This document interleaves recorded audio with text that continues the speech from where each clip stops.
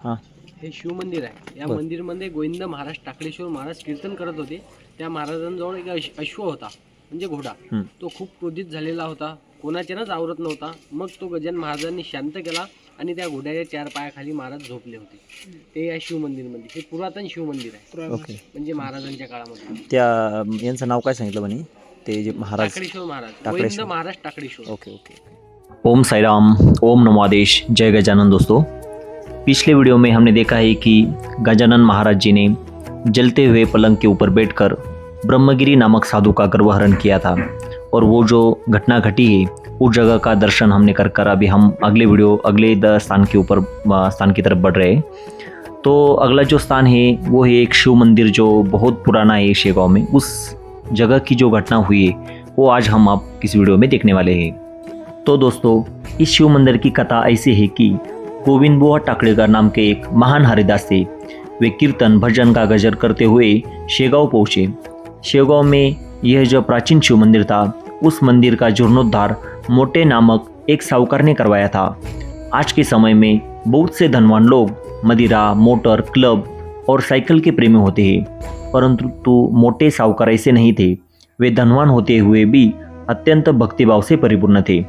इसी कारण वह मंदिर लोगों में मोटे का मंदिर कहलाने लगा। इसी मंदिर में गोविंद बुआ टाकळेकर कथा कथन के लिए ठहरे। उन्होंने अपना घोड़ा मंदिर के सामने बांध दिया, पर वह घोड़ा अत्यंत क्रोधी था।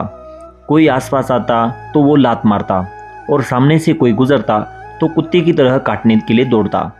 वह क्षण भर भी स्थिर नहीं रहता, कभी रस्सी तोड़कर भाग जाता। दिन रात हिनहिनाना उपद्रव करना यही उसका स्वभाव था। उस दिन दुर्भाग्यवश लोहे की जंजीर साथ लाना गोविंद बुआ भूल गए। किसी प्रकार चरखे से घोड़ा बांधकर वे शैया पर विश्राम करने के लिए चले गए। रात गहराई, 2 प्रहर बीत गए। आकाश अंधकार से भर गया। वृक्षों पर उल्लुओं की डरावनी आवाज़ें गूंजने लगी। टिटुइयाँ टी के ध्वनि करने लगी, और चमगादड़ भोजन की खोज में उड़ने लगे। चारों ओर सन्नाटा था, सभी द्वार बंद थे। रास्तों पर एक भी मनुष्य दिखाई नहीं देता था। ऐसे भयावह समय में पुण्य पुरुष श्री गजानन महाराज घोड़े के बांधे गए स्थान पर सहज भाव से आए।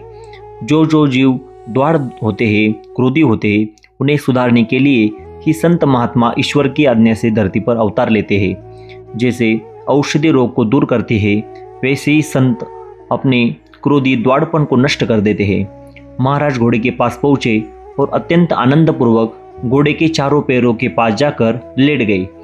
उनके मुख के भजन निकलने लगे, और वह गन गन गनात बोते वह भजन मानो एक अदृश्य जंजीर था जिसने उस उग्र घोड़े को बांध दिया। आधी रात को गोविंद बुआ के मन में गहरी चिंता उत्पन्न हुई। वे उठकर देखने गए तो आश्चर्यचकित रह गए। घोड़ा पूर्णतः शांत था। उनके मन में प्रश्न उठा, यह कैसे संभव हुआ? और जब पास जाकर देखा तो घोड़े के पैरों में एक दिव्य पुरुष शयन करते हुए दिखाई दिए। क्षण भर में पहचान हो गई, ये तो कैवल्यदानी श्री गजानन महाराज है। गोविंद बुआ भाव विभोर हो गए। उन्होंने महाराज के चरणों में शीश रख दिया।